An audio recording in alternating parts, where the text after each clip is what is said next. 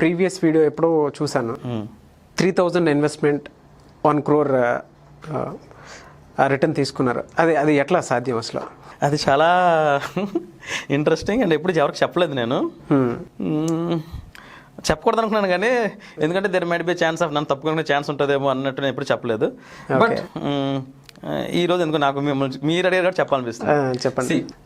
నేను నైపర్లోనే నైపర్లోనే నైపర్ అంటే అది ఐఐటికి ఇంజనీరింగ్ ఎలాగో ఫార్మసీకి నైపర్ ఎలాగో national institute for pharmaceutical education research. So first అహ్మదాబాద్లో సీట్ వచ్చింది. తర్వాత అక్కడ నుంచి హైదరాబాద్ మార్పించుకున్నాను. అక్కడ ఫుడ్ నాకు నచ్చక, నేను బాగా ఫుడ్ని సో తినబోతుంది కాబట్టి మంచి ఫుడ్ కావాలి కాబట్టి హైదరాబాద్ వచ్చేసాను. వచ్చేసిన తర్వాత ఏమైందంటే 2 years ఫస్ట్ ఇయర్ 5,000 స్టైఫండ్ ఇచ్చేది వాళ్ళే, సొంతంగా ఇల్లు ఇచ్చేది, సెంట్రల్ గవర్నమెంట్ కదా, ఒక రూమ్ ఇచ్చేసేది వాళ్ళే, అన్నీ ఫ్రీ, పైగా మనకు డబ్బులు వచ్చేవి. సెకండ్ ఇయర్లో స్టైఫండ్ పెంచారు, 8,000 ఎంతో స్టైఫండ్ వచ్చేది. సో క్యాంపస్ ఇంటర్వ్యూ సెలెక్ట్ అయ్యాను నేను. ఫస్ట్ క్యాంపస్ ఇంటర్వ్యూలో టాపర్ నేను. ఓకే, నేను సెలెక్ట్ అయ్యాను, ఫస్ట్ లిస్ట్లో నాదే మొదటి పేరు. సో ఇంకా లైఫ్ సెటిల్ అయిపోయింది అనుకున్నా. అయితే కానీ యాక్చువల్లీ నాకు వచ్చిన ఎంతంటే ఏమంటారు శాలరీ ప్యాకేజ్ ఎంతంటే 2.5 lakhs అంతే పెర్ ఇయర్ 2.5 lakhs అంటే జాబ్ వచ్చినప్పుడు అయితే ఫస్ట్ ఆపర్చునిటీ కాబట్టి చాలా ఎగ్జైటింగ్ ఫీల్ అయ్యాను. కానీ బట్ ఫ్యూచర్ ప్రొజెక్షన్ చూసుకున్నప్పుడు మాత్రం ఇది నాకు సెట్ కాదనిపించింది. అంటే అది నాకు సరిపోదు అనిపించింది. నాకున్న ఆశలు, కోరికలు, ఆశయాలు ఏవో పెద్దవి. సో ఈ 2.5 lakhs అంటే ఇక్కడ లైఫ్ ఇక్కడ ఆగిపోతే ఇంక మూవ్ అవ్వలేము, ఇక్కడ ఉండిపోతాను ఫీలింగ్ వచ్చింది. సో ఎప్పుడైతే ఇలా అనిపించిందో I want to do something new. ఇంకా నా కోర్స్ కంప్లీట్ కాలేదు, 1 month టైం ఉంది.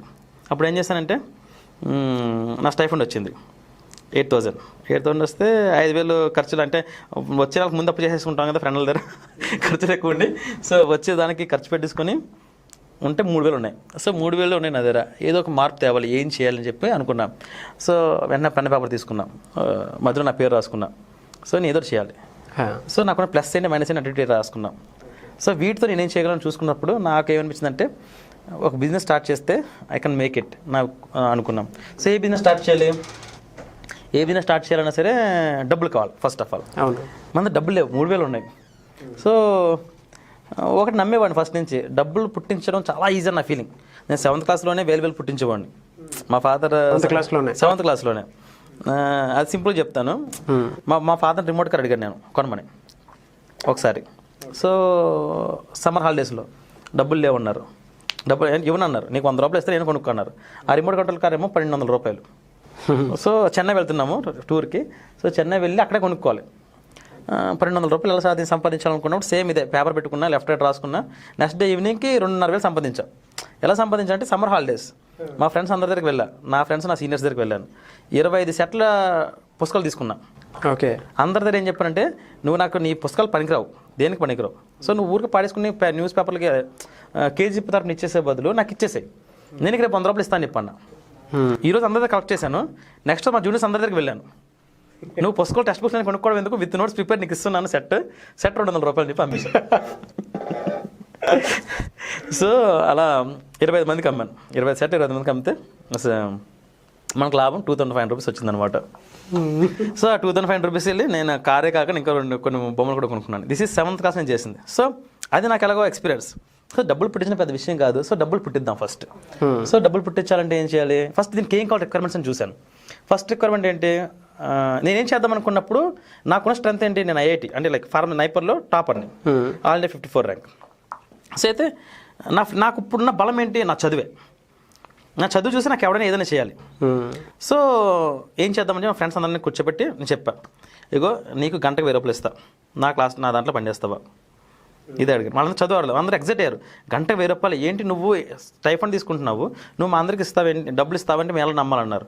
నమ్మడం అనవసరం, నేను అడుగుతాను, నువ్వు నా దగ్గర పని చేయాలి, ఇంకొక దగ్గర పని చేయకూడదు, 1 year వరకు కాంట్రాక్ట్, గంటకు 1,000 రూపాయలు ఇస్తా, పని చేయమన్నాను అడిగాను. టాపర్స్ని సెలెక్ట్ చేశాను 10 మందిని ఇద్దరు పని చేస్తాను చెప్పి అన్నారు. ఓకే, నెక్స్ట్ డే బయటికి వెళ్ళి అన్ని చోట్ల అంటే లైక్ ఎక్కడైతే ఏరియా బెస్ట్ అని చెప్పి హైదరాబాద్ మొత్తం తిరిగా. అమీర్పేటలో పెడదాం అనుకున్నా. అమీర్పేటలో డెల్టా ఛాంబర్స్ అనే బిల్డింగ్ ఉంది, డెల్టా ఛాంబర్స్. అక్కడ ఒక పర్సన్ ఏం చేసేవాడంటే తను ఈ ఫార్మసీ బీటెక్ అయిపోయిన ఉంటారు చూసారా, ఫార్మసీ కాదు బీటెక్ అయిపోయిన ఉంటారు చూసారా, బీటెక్ అయిపోయిన వాళ్ళకి జాబ్స్ ఇస్తుంటాడు అనమాట. అంటే జాబ్స్కి కావాల్సిన కోర్సెస్ తను నేర్పిస్తుంటాడు. ఓన్లీ సండే తన కోర్స్. సో నేను అతను ఎవరు నాకు తెలియదు యాక్చువల్లీ, బట్ యాక్చువల్లీ అక్కడ బోర్డ్స్ స్టడీ చేశాను. సో ఓన్లీ సండే క్లాసెస్ ఇది అని చెప్పన్నారు. వీడెవడు పనికొస్తా అని చెప్పి వాడి దగ్గరికి వెళ్ళిపోయాను నేను. వెళ్ళిపోయి వాడితో ఏం చెప్పానంటే, మీది ఓన్లీ సండే అన్నారు కదా, ఉన్న టైం అంతా ఖాళీ, మీరు ఎంత కడతారో నాకు తెలియదు, నాకు రోజు ఈవినింగ్ సాయంత్రం 2 గంటలు కావాలి, నేను మీకు 5,000 ఇస్తాను అని చెప్పాను. ఏసీ ఇన్స్టిట్యూట్ ఎక్స్ట్రా ఉంటుంది, అది per day 5,000 rupees. Per days కాదు, నెలంతా కలిపి. వాడు 15,000 అంత కట్టివాడు, 5,000 కలిసి వస్తాయి కదా. అవును, ఈవినింగ్ టైం 2 గంటలు ఇవ్వండి నాకు అని చెప్పాను. వాడు ఒప్పుకోలేదు. వాడు ఒప్పుకోవడం నాకు తెలుసు, ఎవడో ముక్కు మొహం లేనివాడు వస్తే ఎందుకు ఇస్తాడు. నేను వాడితే ఏం చెప్పానంటే, మీది మీరు చేసింది బయోటెక్నాలజీ సంబంధించింది, బయోటెక్నాలజీ మైక్రోబయాలజీ సంబంధించింది, మా వాళ్ళు ఫార్మసీకి సంబంధించింది. నేను ఇక్కడ కోర్స్ పెట్టేది ఏంటి, ఫార్మసీకి సంబంధించిన కోర్స్. మీరు ఇచ్చే జాబ్స్కి మా ఫార్మసీ వాళ్ళు కూడా ఎలిజిబుల్. ఓకే, ఇప్పుడు వాళ్ళు వచ్చారు అనుకో, ఇక్కడ నా దగ్గరికి వస్తారు, ఒకళ్ళు వచ్చి నీ దాంట్లో జాయిన్ అవుతారు, నీ ప్రమోషన్ అవుతుంది అని చెప్పాను. అంటే నేను ఇచ్చే 5,000 వాడు చూడలేదు, నేను ఇచ్చే బిజినెస్ వాడు చూశాడు. సో నాకు ఆపర్చునిటీ ఇచ్చాడు, ఏంటి సరే అయితే వాడుకో అని చెప్పి అన్నాడు. అయితే ఇప్పుడు ఏం చేయాలి, స్టూడెంట్స్ రావాలి. ఫస్ట్ ఆఫ్ ఆల్ స్టూడెంట్స్ రావాలంటే నాది 3,000 ఉన్నాయి. సో 3,000 పెట్టి స్టూడెంట్స్ రావాలంటే కొంచెం నాకు సెటప్, కొంచెం ఎక్విప్మెంట్ అవి కావాల్సి వచ్చింది. సో ఫస్ట్ ఏం చేశానంటే, ఇంటర్నెట్ ఓపెన్ చేశాను. ఇంటర్నెట్ ఓపెన్ చేసి మొత్తం అన్ని OLX ఉంటాయి కదా, ఫ్లిప్కార్ట్లు, ఈ కార్లు, ఎందులో పడితే అందులో యాడ్స్ పోస్ట్ చేసాను. ఏమని, సో ఫార్మసీకి సో బెస్ట్ కోచింగ్ సెంటర్ మేము ఇస్తాము, because we are the rankers. Teachers కాదు, మేము ర్యాంకర్స్, మేము సాధించాం, మేము సాధించింది మీకు ఇస్తాం, సేమ్ లెజ్ చేసి మీకు ఇస్తాను. ఎలా అంటే, నువ్వు సచిన్కి క్రికెట్ నేర్పించిన వాడి దగ్గర కోచింగ్ తీసుకోవాలనుకుంటావా, సచిన్ దగ్గర కోచింగ్ తీసుకోవాలనుకుంటావా? Simple question. సో నేను సచిన్ని, నేను కోచింగ్ ఇస్తాను, వస్తావా రావా, అది పెట్టగానే నాకు ఫస్ట్ ఒక కాలేజీ నుంచి ఫోన్ వచ్చింది. భయ్యా మేము ఇలా 12 మంది ఉన్నాము, మీరు చూసాము, మీ దగ్గరకు వద్దాం అనుకుంటున్నాం, మీ దగ్గర ఎంతమంది ఉన్నారని అడిగారు. నేను వాళ్ళతో ఏం చెప్పాను, మా దగ్గర 90 మంది ఉన్నారని చెప్పాను. ఆల్రెడీ లేరు యాక్చువల్, టు బి ఫ్రాంక్.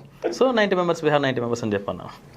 అన్న తర్వాత వాళ్ళు 90 మెంబర్స్ ఉన్నారా, మరి మీరు ఎంతమంది అని అన్నాను. 12 మంది అన్నారు. యాక్చువల్లీ మా దగ్గర 10 మందికి వేకెన్సీ ఉంది, మరి 2కి ఛాన్స్ లేదని చెప్పాను. యాక్చువల్లీ మా దగ్గర ఒక్కడు కూడా లేడు అప్పుడు. సో లేకపోతే దెన్ సరే అయితే మీద డెమోకి ఎదారండి, ఏమైనా ఛాన్స్ ఇరికిద్దాము క్లాస్లోని. ఓకే, ఎలాగ విడదీస్తాము, 30 క్లాసెస్ విడదీస్తాం, మీరు రండి డెమోకి అని చెప్పాను. సో వాళ్ళు వచ్చారు.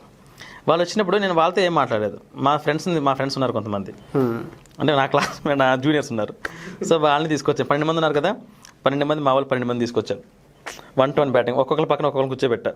12 మంది ఉన్నారు కదా, 12 మంది పక్కన ఇంకో 12 మందిని కూర్చోబెట్టి ఏం లేదు బ్రో, నేను క్లాస్ చెప్తాను, నా పాయింట్ నచ్చితే నేను చెప్పిన క్లాస్ మీకు మీరు జూనియర్స్ కదా, వాళ్ళు జూనియర్స్ యాక్చువల్లీ, నా జూనియర్స్, నాకు నచ్చింది అనుకో, ఈ పాయింట్ చాలా బాగుంది, కాళ్ళలో చెప్పలేదు, బెస్ట్ పాయింట్ అని చెప్పి మీరు మనసులో అనుకుంటారు కదా, మీ మనసులో అనుకోదు, పక్కలకు చెప్పండి అని చెప్పా. మీకు అర్థమైందా? పక్కలకు చెప్పండి. మా జూనియర్స్ నేను కూర్చోబెట్టి వాళ్ళు నేను క్లాస్ చెప్పా మా జూనియర్స్కి. దేని మీద టాపిక్ ఏంటి? సబ్జెక్ట్ అంటే మా ఫార్మసీ కోచింగ్ కోసం వచ్చారు కదా వాళ్ళు. సో ఫార్మసీ కోచింగ్ నేను చెప్పాను, సబ్జెక్ట్ చెప్పాను. వాళ్ళందరినీ ఎవరైతే ఈ ఫార్మసీలో సీట్ రావాలనుకుంటున్నారో అలాంటి వాళ్ళందరినీ పిలిచాను. ఓకే, సో వాళ్ళందరికీ నేను క్లాస్ చెప్పాను. చెప్తే వాళ్ళు నిజంగా మా జూనియర్స్ అవుతారు, వాళ్ళ ఇష్టమే షేర్, అవి మా సార్ విక్రమ్ ఎంత బాగా చెప్తాడని చెప్పి. సో చెప్పిన తర్వాత నా తర్వాత మా ఫ్రెండ్ ఇంకొకటి చెప్పించాను, ఇంకో క్లాస్. సో 2 క్లాస్ వినేతారు, వీళ్ళందరూ కూడా చూసి చాలా బాగుంది చెప్పి, ఈ పక్కన కూర్చున్నాడు కదా, పక్కన చెప్పేవాడు చాలా బాగా చెప్పారు కదా, మాకు ఆల్రెడీ చెప్పలేదు, మంచి కోచింగ్, ఇటు జాయిన్ అయితే ఖచ్చితంగా సీట్ వస్తుందని చెప్పి వీళ్ళందరూ ఫీల్ అయ్యారు. ఓకే, సో ఎప్పుడైతే వీళ్ళందరూ ఎలా ఫీల్ అయ్యారో, సో వాళ్ళు 10 నిమిషాలు వదిలేశాను, నేను క్లాస్లో వదిలేసి నేను వెళ్ళి నా క్యాబిన్లో కూర్చున్నా, అంటే లైక్ మా ఆడ క్యాబిన్లో కూర్చున్న తర్వాత ఏమైందంటే, వీళ్ళు ఈ క్యాబిన్లో కూర్చునేసరికి మా ఫ్రెండ్స్ అందరినీ రమ్మన్నాను, ఎవరైతే ఉన్నారో జూనియర్స్ వాళ్ళందరినీ ఒకసారి రమ్మన్నాను.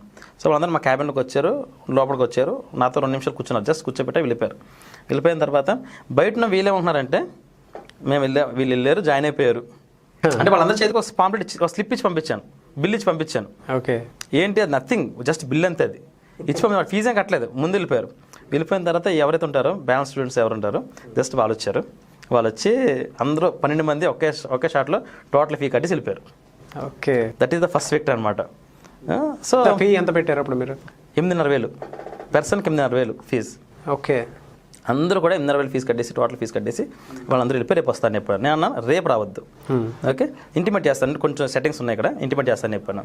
సో నాకు కాన్ఫిడెన్స్ ఉంది, I have 12 students, so balance students gather చేయాలి.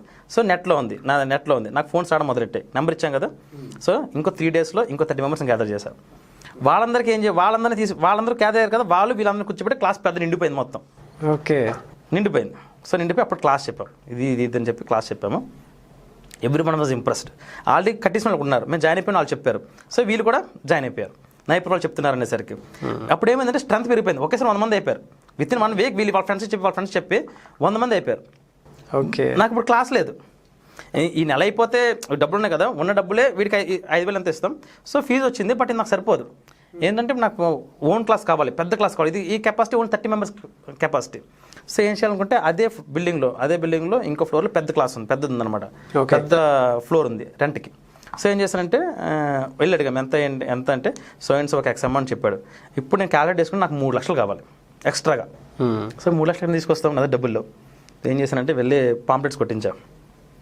ఫస్ట్ పాంప్లెట్స్ కొట్టించి ఈ ఎవరైతే రూమ్ ఉందో ఆ రూమ్ ఫస్ట్ నేను ఫొటోస్ తీసేస్తాను. అడి దగ్గర ఫొటోస్ తీసుకొని ఆ పాంప్లెట్ తీసుకెళ్ళి తెలిసిన ఒక ఇన్వెస్టర్ ఉంటే వాడి దగ్గరికి వెళ్ళి పాంప్లెట్ పట్టేసి నేను చెప్పాను, నా దగ్గర ఇంతమంది స్టూడెంట్స్ ఉన్నారు, ఎంత ప్రొజెక్షన్ ఉంది, ఎంత కావాలి, 5 రూపాయలు పట్టేస్తా, డబ్బు ఇస్తే 3 లక్షలు కావాలని చెప్పాను. సో నేను టెన్షన్ ఆడాను, అంటే షూరిటీ పెట్టలేదు. బట్ నా కాన్ఫిడెన్స్ లెవెల్కి నా స్టూడెంట్స్ నా ఫొటోస్ ఎన్ని చూసేసరికి వాడు ఎస్టాన్ చెప్పాడు, అమ్మాయి చాలా పెద్దది, వీటి మనకి ఇస్తాడు, సో మనకి హెల్ప్ అవుతుంది అని చెప్పి వాడు ఇమీడియట్ ఇచ్చాడు. వాడు ఇచ్చిన అమౌంట్ విత్ ఇన్ 1 మంత్ మళ్ళీ బ్యాక్ ఇచ్చేసాం. బ్యాక్ ఇచ్చి ఎందుకంటే మాకు కావాల్సిన డబ్బులు వచ్చేసాయి. స్టూడెంట్స్ జాయిన్ అవుతున్నారు, పొద్దున ఒక సెషన్, ఈవినింగ్ ఒక సెషన్. సో అలాంటి ఒక ఇన్స్టిట్యూట్ లేటర్ ఆన్ స్టేట్లో 6 ప్లేసెస్, హైదరాబాద్లో అమీర్పేట, దిల్సుఖ్ నగర్, గుంటూరు, విజయవాడ, విశాఖపట్నం, రాజమండ్రి, మొత్తం 6 ప్లేస్లో పెట్టాం. 6 ఇన్స్టిట్యూట్ పెట్టాం. అన్ని all India top 1 rank, top 2nd rank తీసుకొచ్చాం. ఏంటి నైపర్లో మేము ఇప్పుడు ఫార్ములా ఎక్కడ కొడితే మీకు నెట్లో కనిపిస్తుంది, నెట్లో వస్తుంది. సో పెద్ద లెక్చర్ చేయలేదు, మేము చేయగలిగాం అనమాట. సో అదే 3 ఇయర్స్లోనే ఇన్ని బ్రాంచెస్ అయిపోయేసరికి ఇంకా టర్న్ ఓవర్ పెరిగింది అనుకున్న విధంగా. కాకపోతే ఆ టైం వస్తే 3 ఇయర్స్ అయిపోయే లోపల అనుకోకుండా నాకు బ్యాంకులో ఉద్యోగం వచ్చేసింది. సో బ్యాంకులో ఉద్యోగం వచ్చేసరికి నేను బ్యాంకులో జాయిన్ అయ్యాను. ఒక ఫ్రెండ్ని నమ్మి తనకి అప్ చెప్పాను, కొలాప్స్ అయిపోయింది అది. అవునా? ఆ సామ్రాజ్యం మొత్తం కంప్లీట్ అయిపోయిందా? ఎప్పుడైతే అయిపోయిందో కొన్ని మంత్స్ అయ్యేసరికి, 6 మంత్స్ అయ్యేసరికి చూసుకుంటే 25 lakhs మైనస్ ఉండేది. అప్పటివరకు నెలకు నేను 2 లక్షలు 3 లక్షలు ప్రాఫిట్ తీసుకునేవాడిని. అన్ని పోనీ 2-3 మంత్స్ శాలరీ ప్రాఫిట్ తీసుకునేవాడిని. 25 lakhs మైనస్ కనిపించింది. సో అంటే తెలుసు, నేను చెప్పి ఎదగాలంటే ఏం పట్టుకోవాలి కాదు, ఏం వదిలేయాలి కూడా తెలియాలని ఫిలాసఫీ నాది. సో స్పాట్ అన్నీ క్లోజ్ చేసి మొత్తం అమ్మేసి టీచర్స్కి కావాల్సిన మొత్తం అన్నీ ఇచ్చేసి క్లియర్ చేసేసి అది క్లోజ్ చేశాను. అంటే దాని చాప్టర్ అయిపోయింది, అంతే అయిపోయిన దానికోసం మనం ఫీల్ అవ్వద్దు. So next new life start చేయాలి అన్నప్పుడు 1 year ఖాళీగా ఉన్నాను. ఖాళీగా అంటే ఏం చేద్దామని ఆలోచిస్తూనే డిఫరెంట్ అనుకున్నాను. అప్పుడు ఈ జాబ్ ఉంది, జాబ్ వచ్చింది కాబట్టి ఇది పోయింది. అంటే పర్సనల్ ప్రెజెన్స్ లేదు అక్కడ. ఒకవేళ నేను దగ్గర ఉంటే ఖచ్చితంగా ఇంకా డబుల్ పెద్దది అయ్యేది తప్ప కింద పడిపోయేది కాదు. నేను లేకపోవడం వల్ల, అంటే ఇంకో చేతులు హ్యాండ్ ఓవర్ చేయడం వల్ల collapsed. So that is what happen. But ఒకటి చెప్తున్నాను కదా, నేను బిజినెస్ని ఇన్నోవేటివ్గా చేశాను, అంటే స్ట్రాటజీ వేశాను, కొత్తగా చేశాను, బట్ ఎవరిని చీట్ చేయలేదు. ఓకే, నేను ఆడియన్స్ని తీసుకురావడానికి ట్రై చేశాను. తీసుకొచ్చిన తర్వాత ఎవరిని మోసం చేయలేదు, అందరికీ కూడా ర్యాంక్స్ తెప్పించాం. అంటే వాళ్ళకున్న నాలెడ్జ్ని పెంచాము, రిజల్ట్స్ చూపించాము కదా. అంటే ప్రతి ఒక్కరికి ఇవ్వలేకపోవచ్చు, ఫస్ట్ టాప్ ర్యాంక్ ఇవ్వలేకపోవచ్చు, బట్ అందరికి నాలెడ్జ్ ఇచ్చాము. అందరికీ కూడా అంటే ఎవరికైతే ఇంట్రెస్ట్గా చదివారో, జాయిన్ అయిన తర్వాత ఎవరైతే చదివారో అందరికీ కూడా టాప్ ర్యాంక్స్ వచ్చాయి. మంచి ఇన్స్టిట్యూట్స్ చదివారు. ఇప్పుడు పెద్ద ఫార్మసీ కంపెనీలో జాబ్స్ చేసుకుంటున్నారు. దాదాపు నేను 2-3 వేల మందికి కోచింగ్ ఇచ్చాను. Inspiring idea brother.